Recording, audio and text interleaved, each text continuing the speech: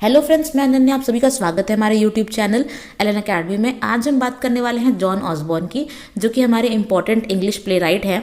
इससे पहले भी मैंने कई राइटर्स एंड पोएट्स पे वीडियो अपलोड की है, आप चाहें तो उसे प्लेलिस्ट में जाके देख सकते हैं, आपके लिए काफ़ी हेल्पफुल रहेगी। इधर मैंने अपने बिजी शेड्यूल की वजह से काफ़ी टाइम बाद वीडियो अपलोड की है, बट नेक्स्ट टाइम से ट्राई करेंगे कि आप लोग के लिए रेगुलर बेसिस पे वीडियो अपलोड करूँ।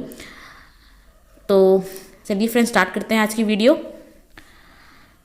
First point, John Osborne was born on 12 December 1929 in Fulham, London. He was an English playwright, screenwriter and a actor. जो जॉन ऑसबॉर्न है, इनका जन्म 12 दिसंबर 1929 में फुलम लंदन में हुआ था। ये एक इंग्लिश प्ले राइट थे, मतलब नाटककार थे, और कथा राइटर मतलब स्क्रीन राइटर थे, और एक एक्टर भी थे। Next point, he known for his excoriating prose and intense critical stance towards established social and political norms. The success of his play Look Back in Anger transformed English theatre, यहाँ spelling mistake है, यहाँ English theatre है, तो इस point के बारे में बात करते हैं। हाँ, he known for his excoriating prose। जो जॉन ऑसबॉर्न है, ये अपने उत्तेजक गद्य मतलब एक्सकोरिएटिंग जो प्रोज है उसको उत्तेजक गद्य कहते हैं, उसके लिए और साथ ही साथ स्थापित सामाजिक और राजनीतिक मापदंडों के प्रति गहन आलोचनात्मक रुख के लिए जाने जाते थे। मतलब तीव्र प्रहार करते थे अपने राइटिंग से सामाजिक और राजनीतिक मापदंडों पर। नेक्स्ट पॉइंट इसका था कि the success of his the play look back in anger transformed English theatre. उनके नाटक लुक बैक इन एंगर की सफलता ने इंग्लिश थिएटर को बदल दिया। Next point, he was a son of Thomas Godfrey Osborne, a commercial artist, advertising copyright of South Wales extraction, and Nellie Beatrice Groove, a Cockney barmaid। यहाँ Cockney होगा, spelling थोड़ी सी mistake है, आप लोग देख लीजिएगा। तो इस पॉइंट के बारे में जानते हैं। ये commercial artist and advertising copyright Thomas Godfrey और नेली बिट्राइस जो थी, जो एक कॉकनी बारमेड थी, उनके बेटे थे। Next point, in the age of 40, Osborne explored many themes and genres, writing for stage, film and TV. His personal life was extravagant and iconoclastic. अपने 40 ईयर की एज में ऑसबॉर्न ने कई विषयों और शैलियों की खोज की, स्टेज, फिल्म एंड टीवी के लिए भी लिखा। उनकी जो पर्सनल लाइफ थी वो असाधारण और प्रतीकात्मक थी, मतलब रूढ़ियों को बदलने वाला कह सकते हैं एक तरह से इनको। नेक्स्ट पॉइंट है, Thomas Osborne died in 1941, leaving the young boy an insurance settlement, which he used to finance a private education at Belmont College, a minor public school in a Barnstaple that closed in the 1960s. Thomas Osborne, यहाँ पे इनके father की बात हो रही है, आप लोग ये ध्यान दीजिएगा कि यहाँ पे जॉन ऑसबॉर्न की बात नहीं हो रही है, थॉमस ऑसबॉर्न की बात हो रही है, मतलब उनके फादर की। तो उनकी डेथ जो है वो 1941 में हो जाती है, और वो अपने जवान बेटे के लिए एक इंश्योरेंस सेटलमेंट छोड़ के जाते हैं, जिसका इस्तेमाल जो जॉन ऑसबॉर्न हैं, मतलब उनके जो बेटे हैं थॉमस ऑसबॉर्न के, जॉन ऑसबॉर्न जिनके बारे में हम बात कर रहे हैं, उस इंश्योरेंस का यूज़ इन्होंने बेलमंट में प्राइवेट एजुकेशन के लिए किया था। ये स्कूल एक माइनर पब्लिक स्कूल था जो 1960s के टाइम में बंद हो गया था। Next point, after school Osborne went home to his mother in London and briefly tried trade journalism.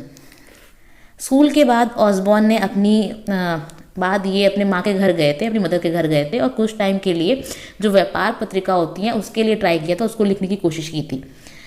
Next point, Osborne tried his hand at writing play, co-writing his first The Devil Inside Him with his mentor Stella Liddon।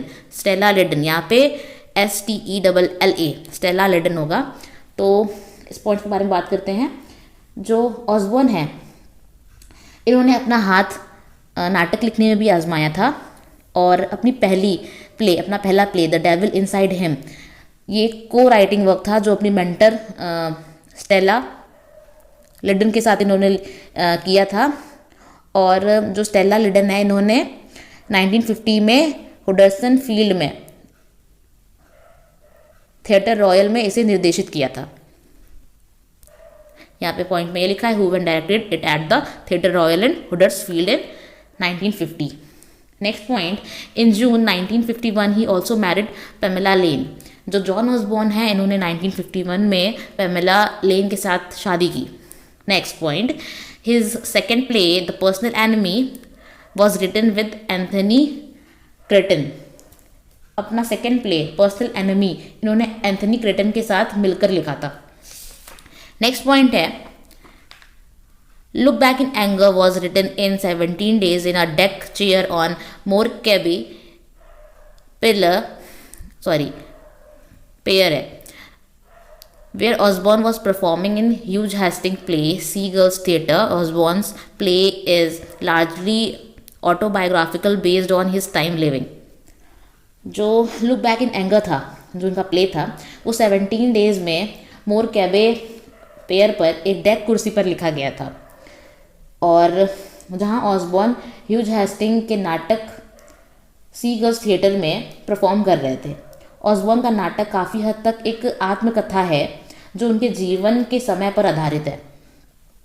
Next point, Osborne followed the entertain with the world of Paul Slickey 1959, a musical that satirized the tabloid press, the television documentary play for England comprising The Blood of the Bamberg and Under Plain Cover 1962।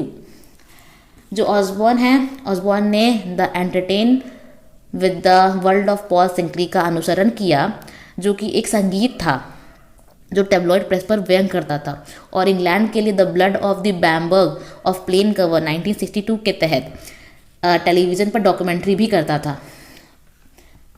तो tabloid press है वो एक journalism है, एक style है journalism का, जो एक ऐसी पत्रिका, जो ऐसी शैली है जो किस पर जोर देती है, that emphasize the sensational crime stories. जो सनसनी खोज अपराध की कहानियाँ होती हैं उस पर एक मतलब उसको एम्फसाइज करती है टेबलॉइड प्रेस जो है। और साथ ही जो द वर्ल्ड ऑफ पॉल सिंकली जो है इनका प्ले, वो एक इनका प्ले है जो जॉन ऑसबॉर्न ने लिखा था। और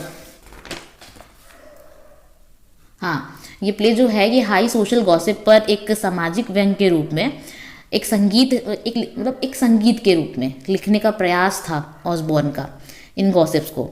ठीक है, नेक्स्ट हमारा पॉइंट है John Osborne's play in 1970s included West of Swiss starting Ralph Richardson. जो जॉन ऑसबॉर्न है 1917 के दशक में जॉन ऑसबॉर्न के नाटकों में वेस्ट ऑफ स्विस शामिल था, जिसे राल्फ रिचर्डसन ने जो रिचर्डसन है उन्होंने अभिनय किया था उस प्ले को, उस नाटक को। नेक्स्ट पॉइंट है during that decade Osborne played the role of gangster serial killer in Get Carter 1971. Later he appeared in Tomorrow Never Comes and Flash Gordon 1980। जो ऑसबॉर्न है उन्होंने उस दशक के दौरान ऑसबॉर्न ने गेट कॉर्नर 1971 में गैंगस्टर सीरियल किलर की भूमिका निभाई थी, और बाद में वो tomorrow never comes and Flash Gordon में दिखाई दिए थे। Next point, Osborne was a great fan of Max Miller and saw parallels between them. I love him Max Miller because he embodied a kind of theatre I admire most. जो Osborne हैं वो बहुत बड़े fan थे max Miller के।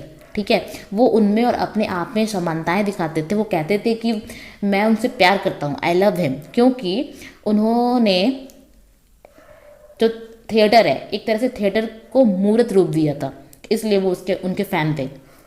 Next point है John Osborne was change the world of theatre influencing playwright to such as Edward एबली and Mike Lee.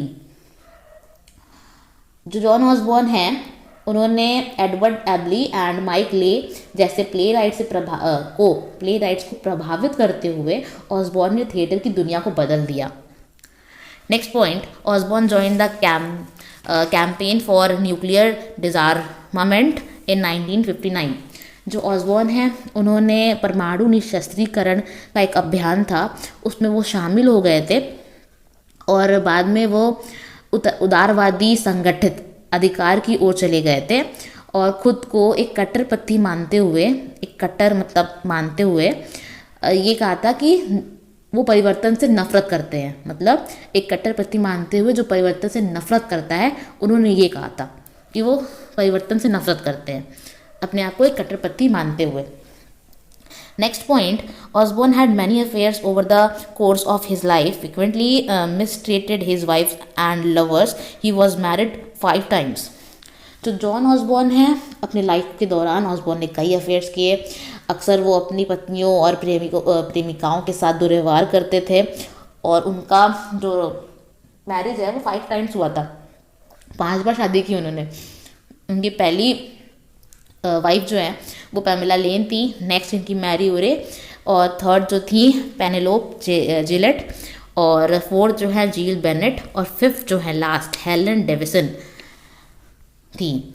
Next point, after a serious liver crisis in 1987 Osborne became diabetic, injecting insulin twice a day. He died 1994 from complications for his diabetes at the age of 65 at his home in Clinton near Craven Arms, Shropshire, and his last wife Helen Davison, who died in 2004.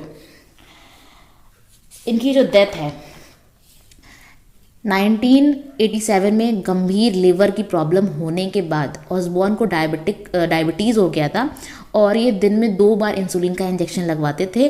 और 1994 में 65 as की मतलब आयु में 65 की आयु में as में क्रेवन आर्म्स शॉपशायर के पास क्लिंटन में अपने घर पर इनकी मृत्यु हो गई। और उनकी जो लास्ट वाइफ थी हेलन डेविसन, उनकी जो मृत्यु थी वो 2004 में हुई थी। तो फ्रेंड्स, अब इनका लास्ट में इनके वर्क के बारे में बात करेंगे कि इनके इंपॉर्टेंट वर्क्स क्या क्या थे। First, look back in anger, जो कि 1956 में पब्लिश हुआ था। नेक्स्ट, पर्सनल एनिमी 1955 में। थर्ड जो है द एंटरटेनर 1957 में।